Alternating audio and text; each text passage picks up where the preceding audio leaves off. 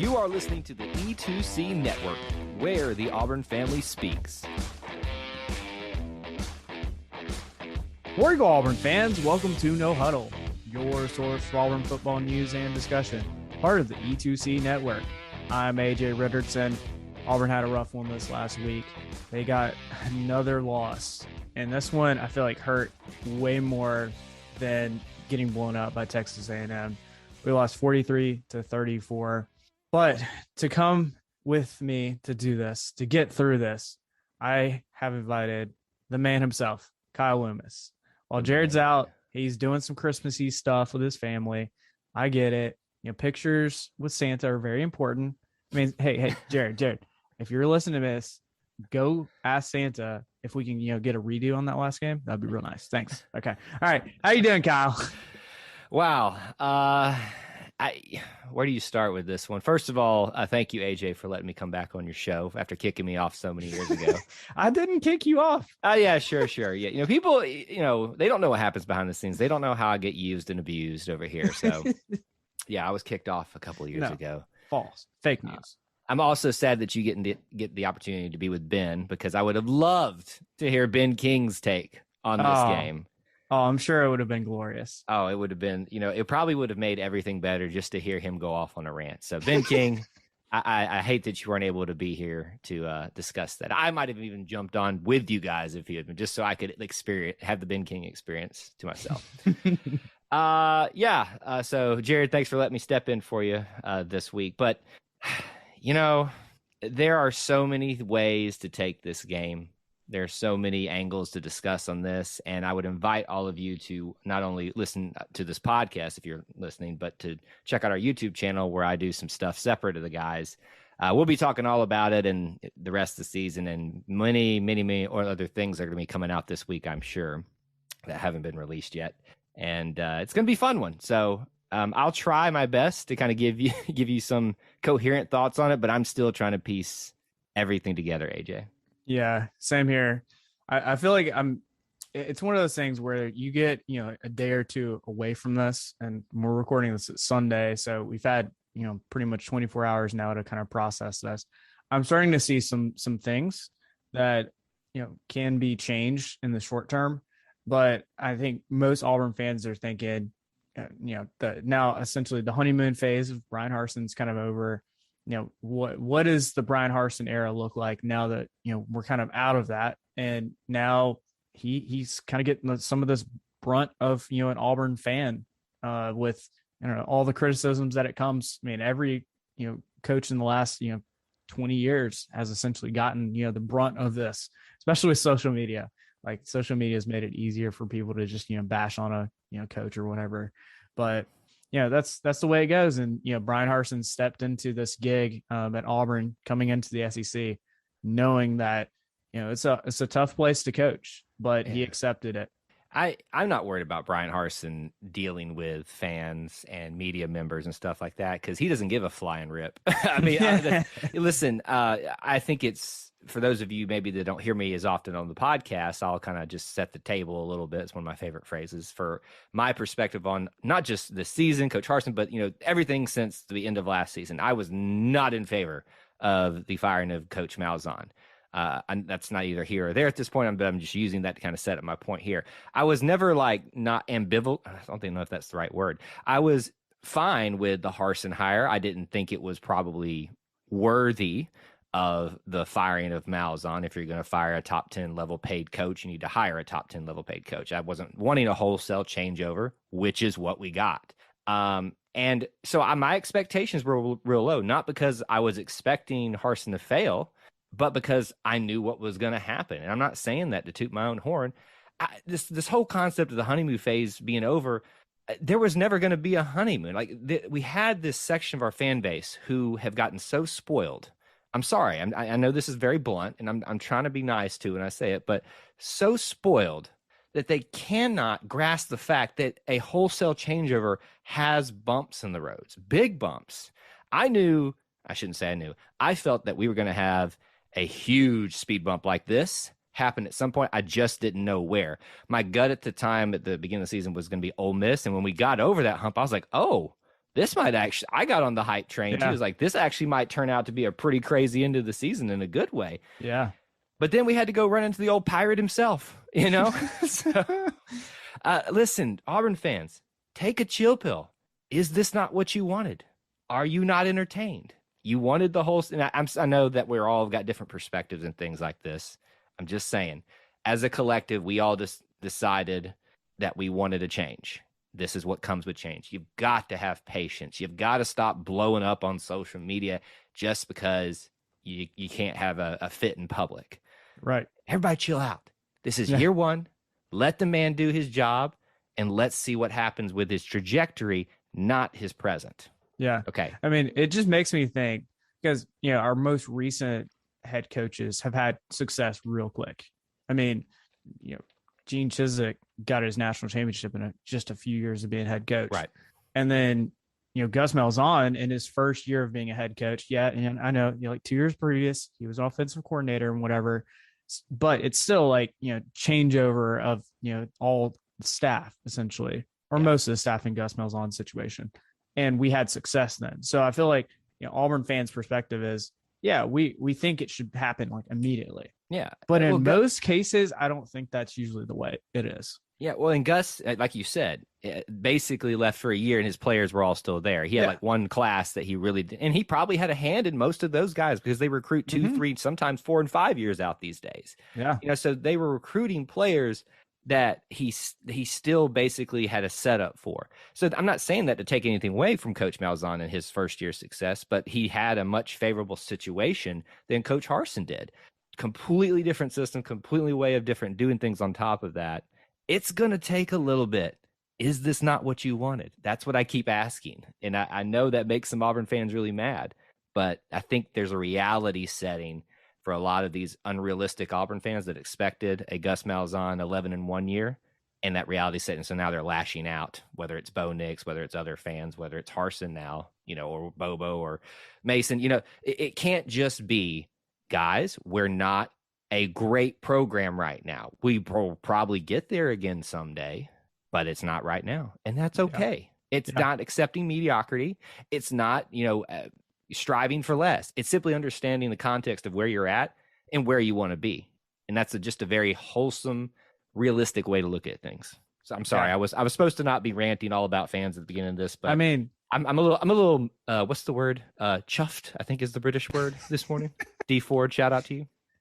I mean, that just kind of gets me thinking you're kind of taking the role of Ben King here, because I know Ben King would have went on some similar rant about Don't something. tell me like I'm like Ben King. I can't. Yeah, I can't be that. I love the guy. I can't be Big King. There's no way anybody should want to be Ben King, because you can't attain that level of Auburnness. Like, I wish I could just take an inch of the Auburnness that has been King, but I can't even strive for this. So don't set me up for failure. Okay. All right. I'll back off it just a little. But hey, let's just start talking about this game a little bit before we get into, specific, plays or players. Let's talk about coaching, because I kind of want to get your perspective. I mean, we haven't had you on for this season yet, and I want to hear your perspective on, we touched on Harsin, but where do you think we're at with, let's just start with Mike Bobo, offensive play calling, setting up this offense. And we've had some issues. We've had very good games, and then we've had, 6 quarters of not even scoring a touchdown. And then, this game, we have 4 straight drives at the beginning of the game, 4 straight touchdowns. And then then we have our slump. Like, where are you kind of thinking we're at with Mike Bobo and his offensive, system at this point? I'm going to say a story again that I've said thousands of times on our YouTube live stream. So if we've got some listeners over here that follow that, they're going to be rolling their eyes at this point. This story again, I sat down at a Chick-fil-A post-Georgia game to grab some dinner while the traffic was dying down so I could get home here upwards of Atlanta. And these 2 Georgia fans saw me watching the Alabama, what was going to eventually be the Alabama Texas A&M, lost my phone. So they just started talking to me about that, and then we just started talking about the game. Actually ended up being pretty nice guys considering they're Georgia fans, which is shocking. There's my first shot of the game, or of this podcast. But I just looked at him and I said, I need you to honestly tell me. I said, what we've seen from Bobo, what we saw today, is this the type of play calling? Like, is this his system, or is he still just trying to figure things out? Like, is this what we can expect? 2/3 passing, 1/3 rushing. And he said yes, or they both said yes. This is what you can expect, and he's going to have times where he's on it, and it's going to look unstoppable. And then there's going to be games like today you had against us where he just couldn't. He and the players couldn't get it figured out. And so it wasn't so much about that aspect, but the fact that it was less running. I said, oh, I don't know if I like that. And that's not a knock on Bobo. I'm just talking about being a traditionalist Auburn fan where we are a power run. We focus on using the run to set up the pass. Harsin to his scheme, and Bobo's as well, seems to want to pass to set up the run. Yep. So it's just not what I prefer. That doesn't make it wrong. Does that make sense? So my assessment of Bobo is I want everybody to stop worrying about trying to fire the guy just because you didn't get the results you wanted. And let's give him, if he chooses and Harsin chooses to keep going with this, let's give him more than 1 year. I mean, let's give him at least 3 years, I think. I would ask for more, but I don't know that I can even get 2 out of some people. So for me, Bobo, just patience. That's all that's going to be a theme that you hear from me tonight. Yeah. I'm kind of on that train as well. I mean, I understand. I mean, there's a few times where, Mike Bobo didn't call the right play and it just, didn't work. That's going to happen. That's going to happen for every offense. And a lot of that has to do with, play execution. But I don't put it necessarily all on Bobo all the time. Right. But it's sometimes his fault. It's because he's the coach, and the buck stops with him. The buck stops with Harsin too. Yeah. But there's so much more that goes into that. And when people make statements like, "Oh, we got to fire Bobo. That'll fix this whole problem," or "We got to fire Mason. That'll fix this whole thing." That's such a uneducated. That's such a short-sighted. Just, I'm sorry, pathetic take. You can say that. I think there should be a change at the end of the season, but for people that just want to get him fired after a game that was very disappointing, let's halt the brakes on that. I'm sorry. That's just such a weak take. Yeah. Now, if you saw a theme of things going on, yeah, sure. Like there. But he's had successes, right? No, he's absolutely. I mean, we have had some. Bo Nix has had some of his best games, arguably under Mike Bobo, and I think that's a credit to Mike Bobo and his system. And the crazy thing is that's without a super stout running game that I think Auburn fans are kind of used to. Mm-hmm. And young wide receivers that have struggled and had games where they have dropped, up to almost like 8-9 passes in a game. That's so hard to come back from. But yet, Bo's had a great season, kind of, at points, and then he'll have like games like, that he struggles. And that's kind of the way, college quarterback in most scenarios kind of happens. But again, that kind of like, it's partially Mike Bobo, but it could just be other factors leading up to that. Right. Yeah. I just, everybody halt the brakes. Everybody chill out. If you expected this to be a championship season, if you expected this to be a 10-win season, you were being very unrealistic. And that's not me settling for mediocrity, because that's always what's thrown back at you. It's like, oh, you're just settling for mediocrity. No, I'm just realistic because I know what we're dealing with. Yeah.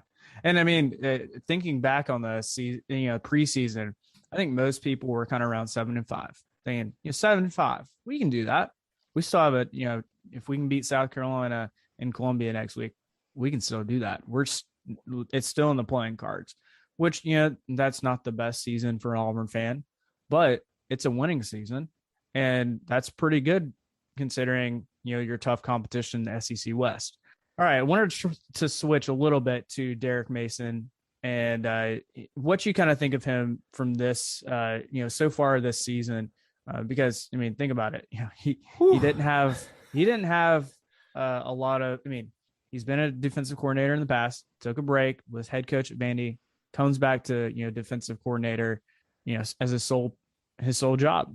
And now, what's your thoughts on him, this far into the season? Can we just agree that we should not use any part of argument for or against Derek Mason and use Vandy in that equation? Is that a fair statement?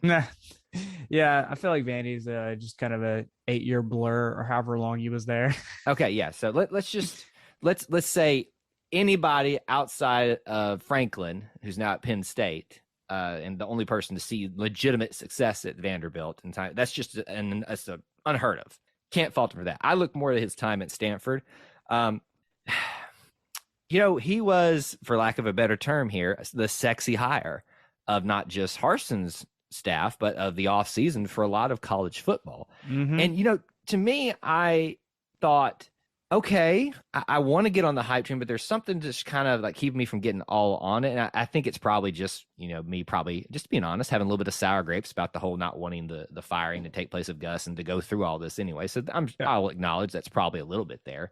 But I just, there was something about it. It's like, why is everybody so hyped about the guy? Again, not discrediting him for, you know, the Vanderbilt situation. He seems like a very rah-rah type of guy. I like the way he coaches from what I've seen about him and stuff like that in terms of when he's out there on the practice field with guys and the way he talks to players, the way he speaks to them about developing them into men.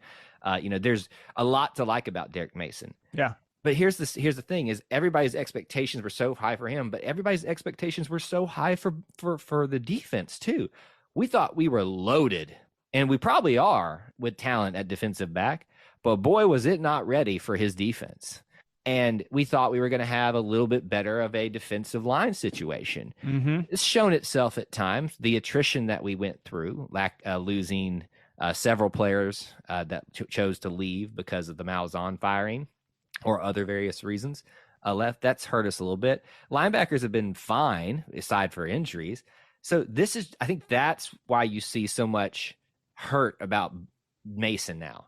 It's because the expectations, again, just like the season was for some people who couldn't, you know, rationalize and look at context. Mason had these expectations so high put on him, and now people are so disappointed they just lash out. So where I'm at with Mason is, do I like what I'm seeing? Do I prefer the 3-4 defense? No, I avoid it at all costs on Madden and NCAA because I don't know how to do it. That's just, again, that's my personal preference. It doesn't mean it can't work. This is a wholesale changeover, folks. And I know this is like, I'm a broken record now. It's a wholesale changeover in head coach, his scheme, his way of doing things. It's a wholesale changeover on offense, and it's a wholesale changeover on defense. When you have 4 years worth of guys that weren't recruited for the specific system, this specific way of doing things, just like the first year with Nick Saban, it pains me to say that, you are going to have some problems. So patience. Here I go again. Yep. And that seems to be the theme. Okay. As much as this loss did pain me, like walking out of the stadium hurt. Yeah. I also kind of, you know, knowing that this is a first year coach and, you know, we knew that there were going to be some issues. I mean, I, you know, the optimist in me always wants to think, yeah, we can win out the rest of the season. Maybe beat, you know, go and beat Bama, and then we can, you know, go to the SEC West championship. Like we can do it. We can do it. And I was thinking, yeah, but also this is a team that has a new head coach, new offensive scheme, new defensive scheme. And we're still, you know, going through those growing pains, and the growing pains are going to continue probably through this year and even probably into next year. Right. And so just, you know, I'm preparing myself just as much as I'm trying to prepare you. This is going to be, you know, I mean, at least next year before you start seeing like, yeah, this is awesome. Like, I think we've had our, you know, taste of it, like going down to Baton Rouge, getting a win at LSU, beating Ole Miss. Like we've had some good wins under Harsin, but it's not going to be, you know, up to what most fans are thinking it's going to be, you know, even next year. Maybe by the third year, like I think we could have, you know, a chance of winning the SEC West. But even next year, I mean, you got to go to Athens and Tuscaloosa. Rough. Yeah. And look, we're talking about high level stuff here. We're not even necessarily talking about the Mississippi State game. And the main reason we're having this conversation is because of the Mississippi State game. You know, 40 unanswered points. That begs the question of, you know, what's going on here, you know? Yeah, it absolutely does. I mean, the question that popped in my head, did the team quit at some point? Because for 30 minutes, offense looked like they didn't know how to run or pass or do anything. Defense allowed, like, it seemed like every completion that Mississippi State got was a first down or more. Oh, yeah. And like our defense, I mean, let's put it this way. There was a stat thrown out there that Mississippi State's quarterback, after the first quarter, only had three incompletions the rest of the game. Right. Three. Right. Like that means you're not getting pass rush, and your defenders aren't playing tight enough to cause pass breakups. And can I add to that? Because I want this to be said publicly, because Lord help me, the Mississippi State fans just can't take the fact that you can have, a little bit different opinion. I'm giving credit to Will Rogers. I'm giving credit to Mike Leach. And I'm giving credit to the whole Mississippi State team. They took that game. Yeah. We're going to discuss it here in a second. There's some things that you can certainly account for that made it a little bit easier for them, but you cannot take away the effort of Will Rogers, the scheming, the adjusting by Mike Leach on both sides of the ball, frankly. Yeah. Well, when you're 28-3 at an opposing team stadium, most teams would just kind of give up. Right. They just be like, all right, this game's over. All right, let's pack it up. Let's just kind of get through the game. And they did not do that. So, I mean, there's definitely credit to be due towards them, but equally as much, attention should be on Auburn's coaches for not getting our guys. I mean, even I think it was Bo said something about, we just got kind of complacent. Mm-hmm. And you can't be complacent in the game of football, especially with good competition. And when you get complacent, there's a point. I mean, when I played football, if you're complacent, injuries are going to happen. Bad stuff is going to happen. You have to play kind of, on point, 100% ready to go all the time. If you're not, I mean, that's kind of what happened. You get, pushed over, you get put on your heels. That's what happened for 30 something minutes in the middle of the game. And we kind of looked inept. It's, I've heard Harsin talking a lot about this, and I've stressed this to folks. You got to listen to his press comments if you're not. I do weekly videos where I break down what he's saying, just to kind of short form it for people that don't want to take the time to listen to the whole thing. But if you really listen, he is coach speaking, but he's giving you small details if you'll listen very closely. He talked a lot about last week about getting the right people in for the right culture. That tells me those people aren't here right now. So your choices are, do you make the best of a bad situation, what you have, or do you just get rid of them altogether and make the rest of the team suffer? Now, I'm not saying that we should just be playing players just because they haven't earned it. That's not what I'm saying at all. So please don't extrapolate that out.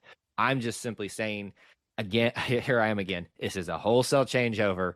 There's going to be bumps in the road. I'm not pleased with what I saw out on the field against Mississippi State. The inability to get a stop, whether that's scheme, adjustments. There's several people that want to talk about there's no adjustments made on defense. You can't say that. I'm sorry. You can't. You're not in the locker room. You're not on the sideline. You're not in the booth with making. You don't know what adjustments they are making. Did they make the right adjustments? Clearly not. But just that doesn't mean they didn't make any adjustments. And most people aren't saying that type of thing.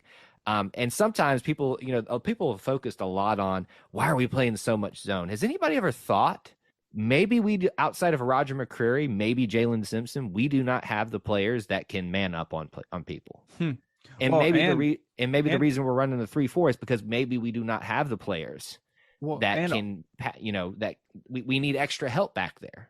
Yeah. Well, I was going to point out, do you know who ran a lot of man against Mississippi State and got blown out? LSU. Yep. And it's not just, this game, but we've decided to run more zone. And, when you don't have as good of secondary players, you kind of have to sometimes, play like that. Keep everything in front of you. Not play as aggressive. Don't break. Yeah. And you know what? It has been successful at times. I mean, we have kept teams out of the end zone. I mean, even, last week, we did a pretty good job of keeping them out of the end zone. They just scored a lot of field goals on us. Right. And then, that turnover, that was it. And then this game, everything for, the first, handful of drives Mississippi State had, we were doing the bend but don't break. We're doing it. And then something changed.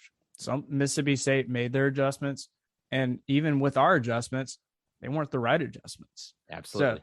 So, great. I mean, you can't say it enough. Credit has to go to Mississippi State, but we did not make the right decisions, and we probably did get a little complacent. If the students leaving at halftime was any indication, I think everybody was a little too comfortable with what they were seeing in the first half, and I was not comfortable after the game. Yeah.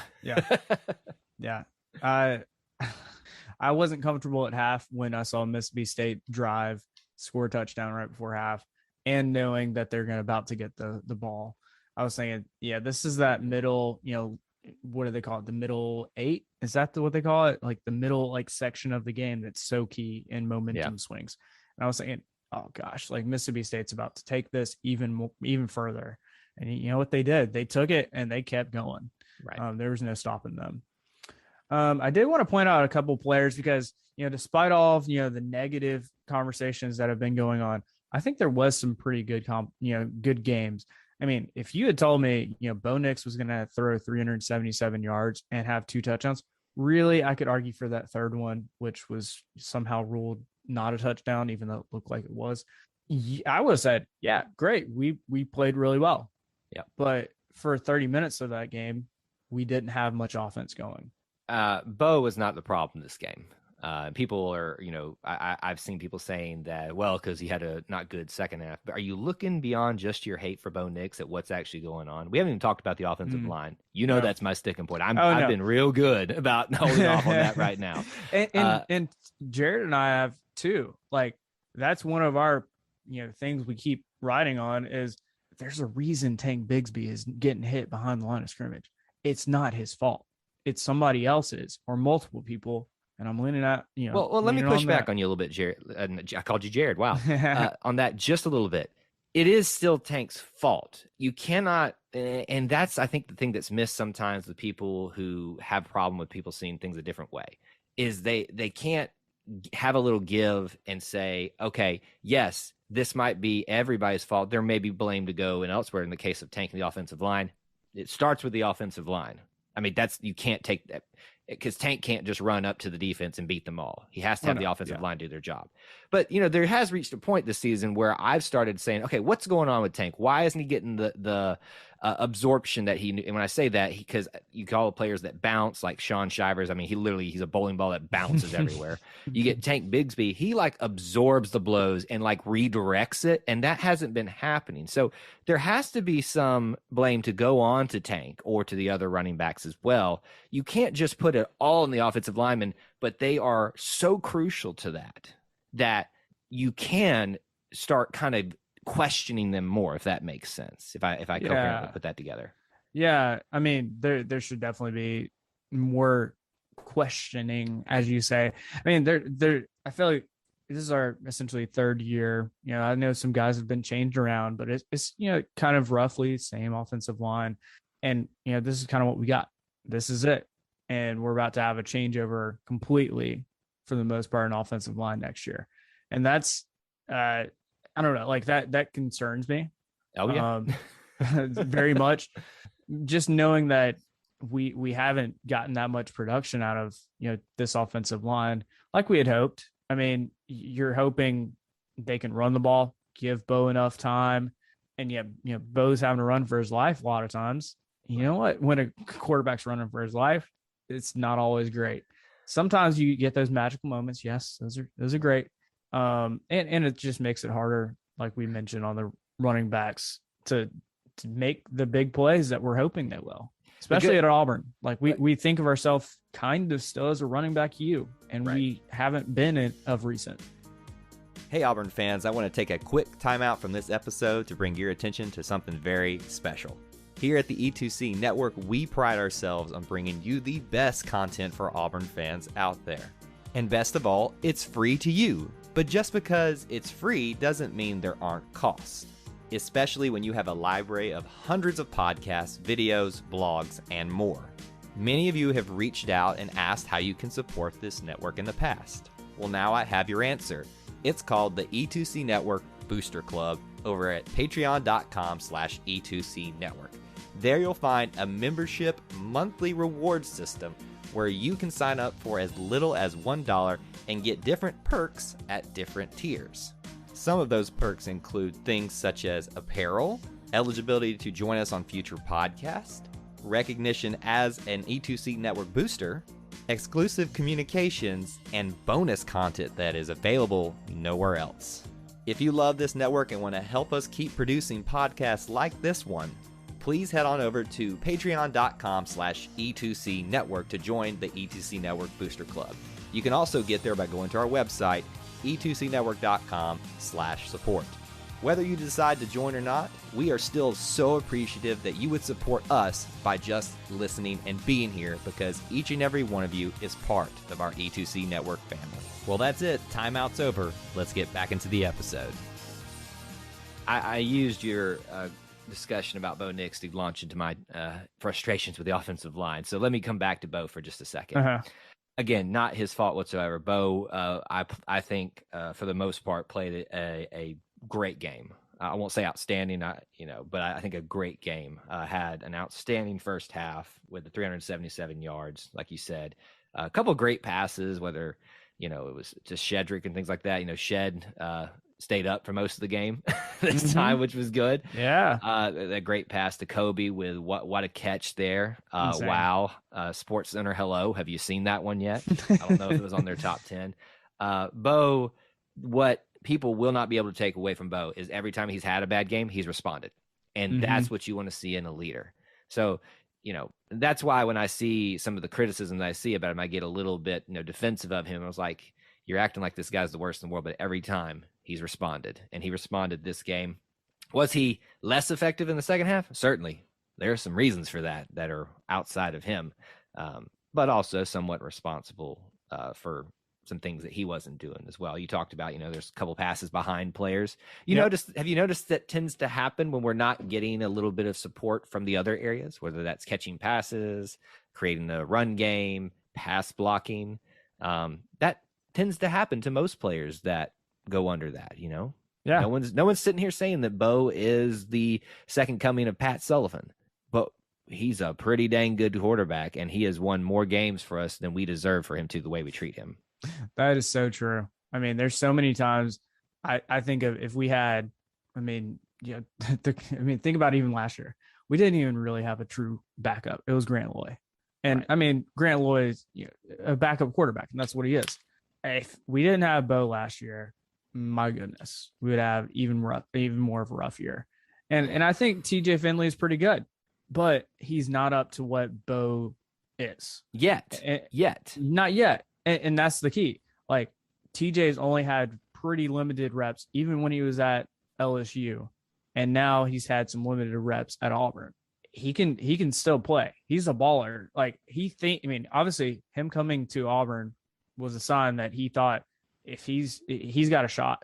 And who knows, next year, if Bo decides to stay, maybe TJ's our guy. Maybe they decide to change who's going to be their main quarterback. Right. I'll say this about TJ. I've always called, as long as he chooses to be, he's the future of Auburn's quarterback position, whether that's next year or 2 seasons down the road. We'll find out probably a lot of that information sooner rather than later. He's not at fault for this game whatsoever, even despite the not great performance he had like in 2 or 3 snaps. That's not on him. The game was already over. Yeah, I don't put that on TJ, and I think that goes to prove my point that I've been saying all along.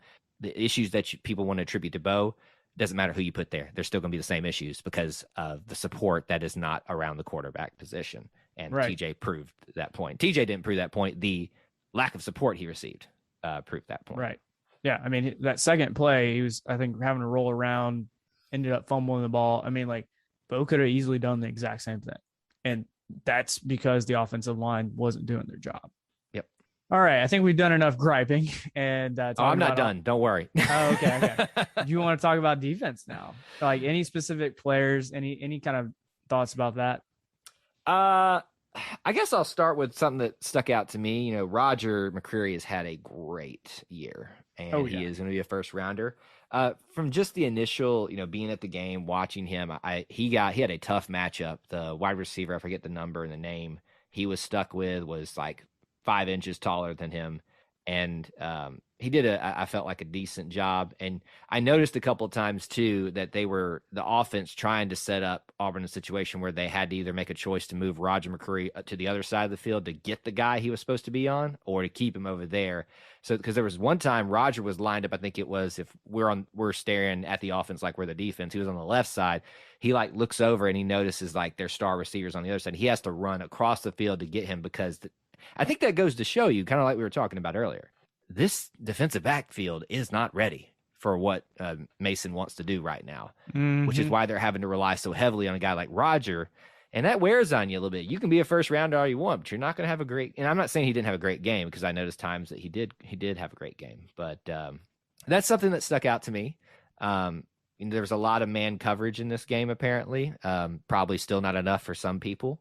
But I think you see why we don't do man coverage a lot. And I also think you see why we still struggle at with the zone. I think it's just people have got to realize, this defensive backfield was not what we thought it was going to be. It has some great players on it and maybe some great talent that will be there someday, but it struggles. It struggles. Oh, it definitely struggles. And that's coming from, think about the last few years. Auburn's put out some great defensive backs. And, that's part of the reason we've put them into the NFL.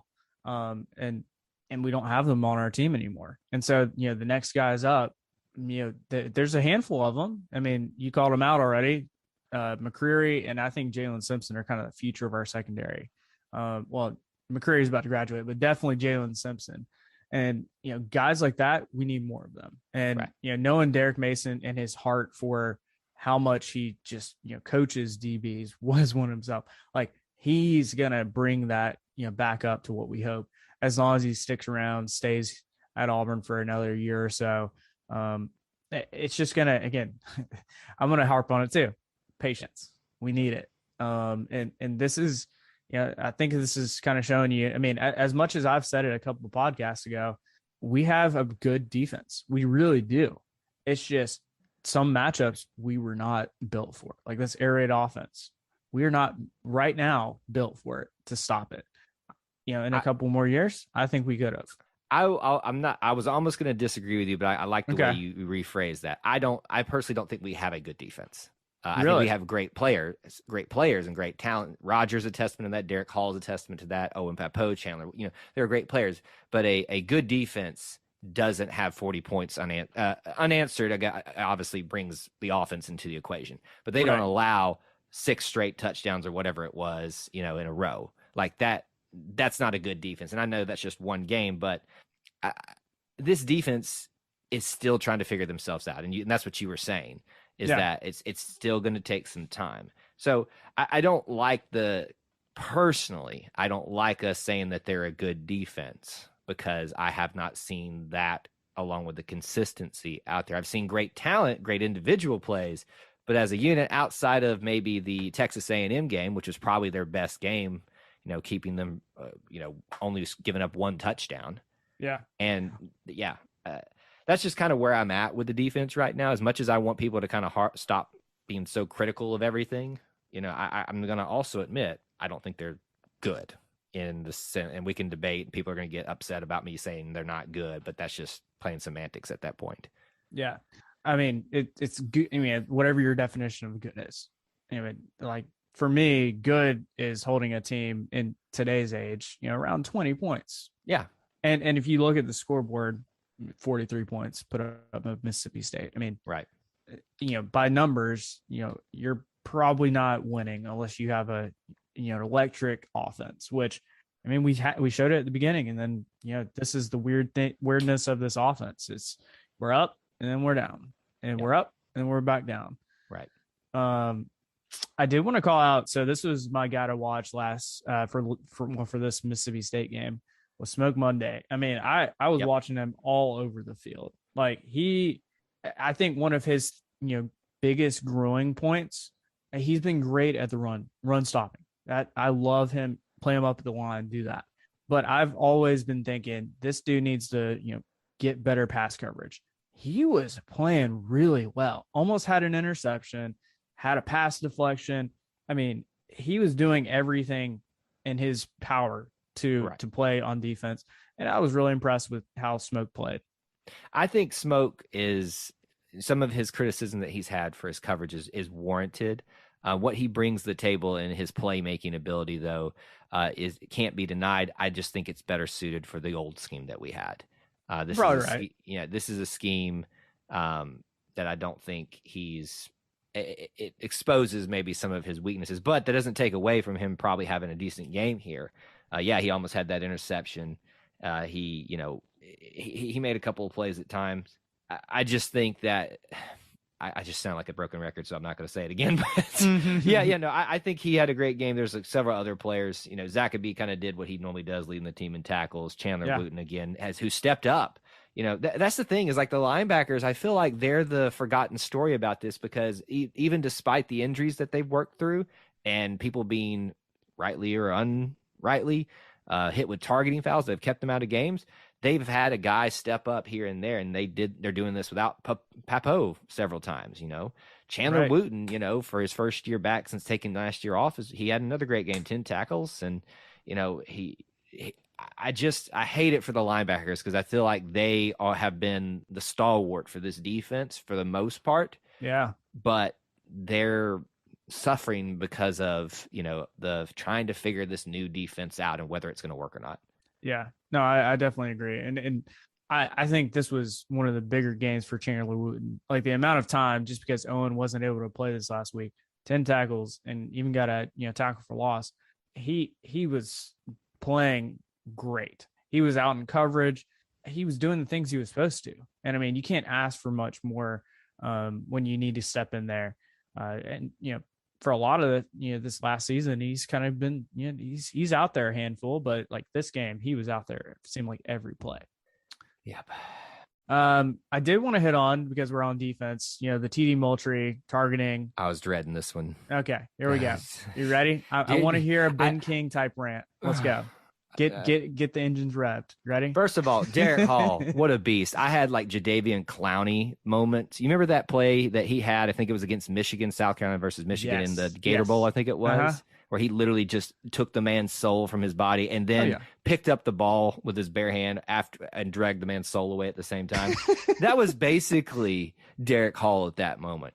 The Will Rogers, again, to his credit, had a great game. Well, that was TD Moultrie, I'm pretty sure, wasn't it? I'm sorry. Was that TD Moultrie? I've got Derek Hall did have a fumble that he caused.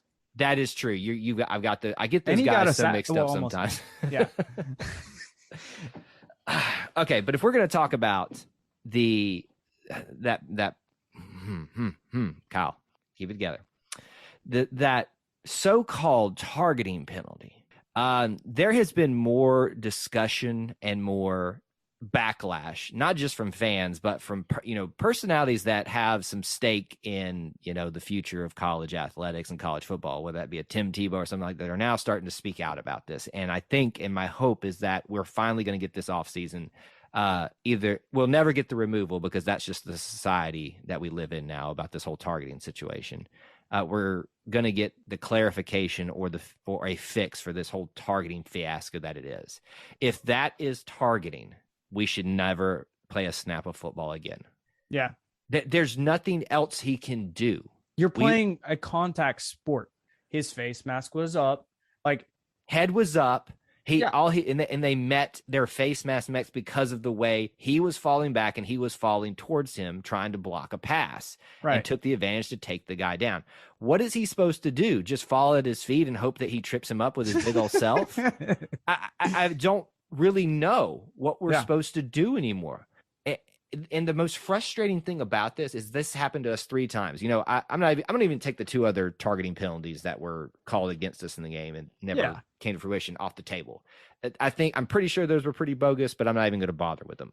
This one right here. And the thing that I have the problem with a bunch of the Mississippi State fans that have just gotten on their high horse about this, you can't say that doesn't alter the course of the game. I'm not saying that was a 3rd down play too. Like we stopped them. You can't say that it doesn't alter the course of the game, essentially what I'm trying to get across here. But I'm not saying that it caused the loss, but it sure made the situation a lot easier for Mississippi State when they were already surging, to their credit. Nothing, that's all to them that they made the adjustments to do that. But it does alter the game. And frankly, in some ways it alters the players' careers. Removing them from games where they're already prone to injury so much could have ramifications for their future in this sport. Yeah. I know that's a bit of a step out to say that. This rule was put in to protect mainly the offensive players, but also the defensive players from tackling a certain way. And I get that. I do. But this was not targeting. No. And you know what the thing that honestly made me the most mad is it wasn't necessarily that, like, I felt like that it was such a late thing, and you're just like, even the guy like right in front of him was just like, what? That looked fine. And yet, I don't know, like, it just honestly, like, when you have a review, like, you expect them to get it right. And yet, maybe technically by the letter of the law, this is right. But even with that, like, you're changing the way the game's going. And that's not the way that's not the reason for targeting. That's not the reason for the review. It should let that game happen. Just let it happen. And yet, here we are talking about, that one play, and we need something changed. And I need it changed for my personal health. Here's the biggest thing. This started as a conversation about player safety, mainly making the case for the offensive players. It has now become an unsafe thing for the defensive players, because now their choice is take the penalty and get kicked out for, a couple of quarters and miss potentially maybe a big moment, a big point in your career. It could be a big game coming up. If this had been the South Carolina game, that's, a big game coming up with Alabama that we can't not have this guy in, and he misses that opportunity to play in that game. This is the thing. This has now become unsafe for the defensive players, because now, instead of meeting together at the same momentum where you probably cancel each other out, you now have a situation where they're catching up, they're stopping and getting pummeled by the offensive players, potentially hurting them. Yeah. Because they're so scared they're going to get called for a foul. We've reached that point. That's not hyperbole anymore. We have players literally on social media asking, what am I supposed to do? Right. And that's going to get somebody really hurt, because now they're scared to make a play. And that's not how the game was meant to be played. I mean, that's what Jacoby was asking, like, early in the season. He was like, you want me to just let him score? That's not the point of being a defender. You're supposed to stop the offense. Right. And if you can't go in there and, full steam tackle, it's just, yeah. All right. I felt that, I mean, I know I've been ranty today, and I'm sorry, but that's one of the things that got me going. Yeah. And it got, I think, everybody going. I mean, not just Auburn fans, but, as like you said, there are national pundits talking about this. Last thing I'll say on this, and I don't know, again, there's people that get, offended because they don't, you think that certain groups have control over the situation. I don't know who has control, but Greg Sankey, and this is never going to get to him, but I'm going to say it anyway. Greg Sankey, SEC office, y'all need, if you can't control it, you need to be getting on the phones with somebody who can and overturning this, not from the sense of, that's going to change the outcome of the game, but from the sense of affecting the players, sitting out in this next game. That is not targeting. Yeah. And you are doing the wrong thing, and they won't do it because they're cowards, and that sets a precedent for overturning that. Yeah, absolutely. Okay, I'm done now. Yeah. All right. One more thing to kind of maybe potentially gripe about. So our special teams, they've had some iffy things going on. I mean, we had some kickoffs, punt returns that had block in the backs, just get things. We had positive plays, get called back. We had the block field goal, that fake punt thing that we tried, which why? I don't understand. And then on top of that, our onside kick, just, no chance of that. Right. Man, just overall, like, special teams not doing their job. And you know what the frustrating part is? Like, I think our special teams is better than that, but obviously they're not showing it. This is a situation where I feel like our special teams have been asked to do too much. Cause a turnover, block the punt, change the momentum. Is that what you're saying? Well, it's just they've been great for us and still are great in some areas. I mean, Oscar Chapman, give him the Ray Guy Award now. It won't happen because that's just the way things go for Auburn punters. But, Anders has probably not had overall the best year for him. We can have a debate whether it's his fault on that blocked kick or it's the offensive lineman's, all you want. I was a kicker. And I can tell you how different it is kicking from certain distances and certain angles and stuff like that. And you can only do so much, just like the quarterback can only do so much. You have to block. And if our blocking on offense is an indication, I can guarantee you it's an indication on our special teams. I think that's an indication, honestly. Yes. If they're struggling blocking for Bo, I mean, I think that's also part of how we've gotten multiple kicks blocked this year, right? feel like there's been one more. Maybe was there an extra point blocked, or did he just miss it? I think he just missed it. Okay, yeah, I'm pretty sure we've had at least one other situation like that. But yeah, the whole. I don't. We were in such a bad way that I kind of don't blame Harsin for trying the little onside kick or the fake punt thing, but the team's just not ready for those things. They're just not. Yeah. Their fundamentals are not sound in the way that Coach Harsin, Coach Bobo, Coach Mason want them to do for their system yet, for those things to have a high success rate. But at the same token, I can't fault them for trying them, because nothing else was. The defense wasn't stopping anybody. The outside of Bo, getting a little bit of momentum going with his throwing in the third, I think it was the late fourth quarter. There was really nothing else happening. So you got to maybe ask the special teams one more time, pull some magic out of your butts. But yeah, it was a disappointment overall. Yeah, absolutely. And Oscar Chapman, I mean, I'll harp on him just a little, because he was a bright spot to this day when he's having a punt. And thankfully, we only had to really punt. We probably should have punted 3 times, but 2 of those punts, were around 50 yards. I mean, that's pretty awesome. Like, the dude can punt. And that first punt was 52 yards, nailed it down at the 1 or 2 yard line. I mean, he is not the problem of special teams this year. No. And that's awesome. Like, I love that. But yeah, there's plenty of other spots.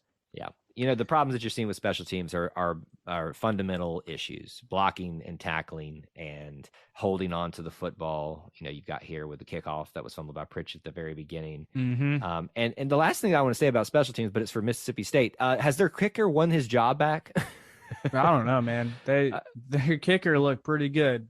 I guess I don't know if it was a changeover or not from the situation, but made the field goals when it counted. And that was the story of last week, that he was going to have open tryouts. So maybe he's rethinking that after this game. Maybe that was just used to light a fire under whoever, whether it was the old kicker or the new kicker they're using now. But I found that interesting that they were the ones that we thought would struggle in those situations, but yet we did. Yeah.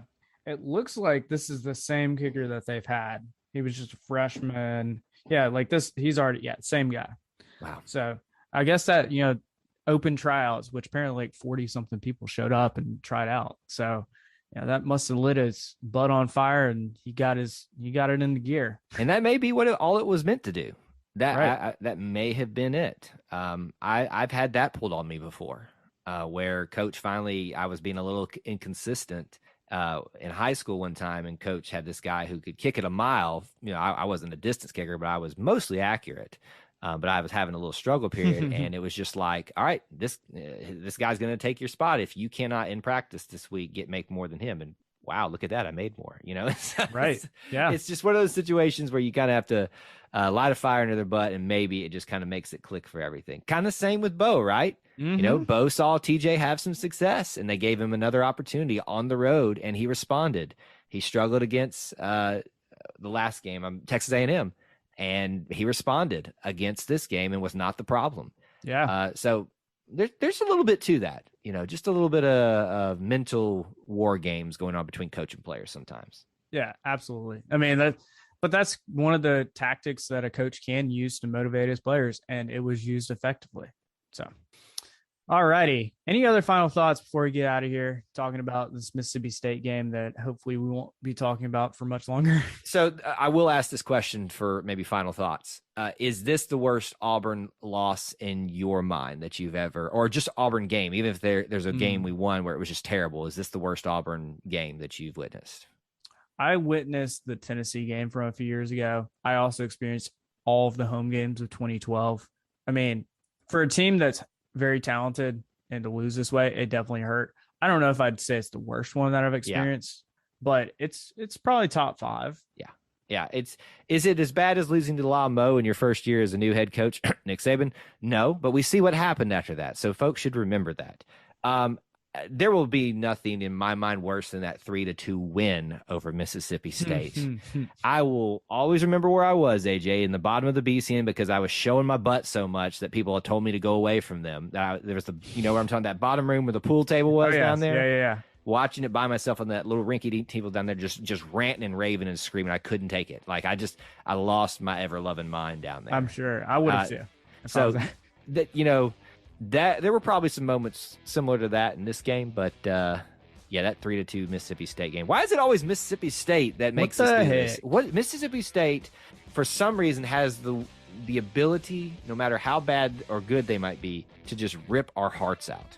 Yeah, and we should beat them most times. Yep. I mean, what was the stat? I think we've beat Mississippi's teams, Mississippi State and Ole Miss, I think the last 9 out of 10 games or something like that. I mean, we should be beating them. I just want to put this one away. I got to talk about this one more time on our Monday night live stream at 8 p.m. on YouTube. So come on over for that if you want some more ranting from me. Hey, you can probably poke and prod like I did a few times. Put some comments in the YouTube chat. Yeah. You'll get Kyle going. Oh, yeah. I'm very raw. I'm on edge a little bit this week, so don't be careful. Here's my theme for this week for Auburn fans with things that may be coming out and stuff like that. Be careful what you ask for, and that goes for prodding Kyle, too. Yeah, get ready. All right, Kyle, how can the people stay in touch with you? If you want to talk to me, you can find me on Twitter at TigerEye24. And as I've kind of addressed a lot throughout the stream, make sure you check us out on YouTube, E2C Network there. I do a lot of the stuff over there, some extra content for all you Auburn family members out there. Yeah, and you can find me on Twitter at AJAY_. It's always great to be an Auburn Tiger, and War Eagle. War Eagle. Thank you for tuning in to today's episode on the E2C Network. On your way out, I want to remind you to stop by e2cnetwork.com. It's your one-stop shop for all our content across our podcast, YouTube channel, and much more. To stay up to date with us, make sure you're following social media accounts such as Facebook, Twitter, and Instagram. While our content here may always be Auburn sports heavy, if it's orange and blue, it's what we do. War Eagle.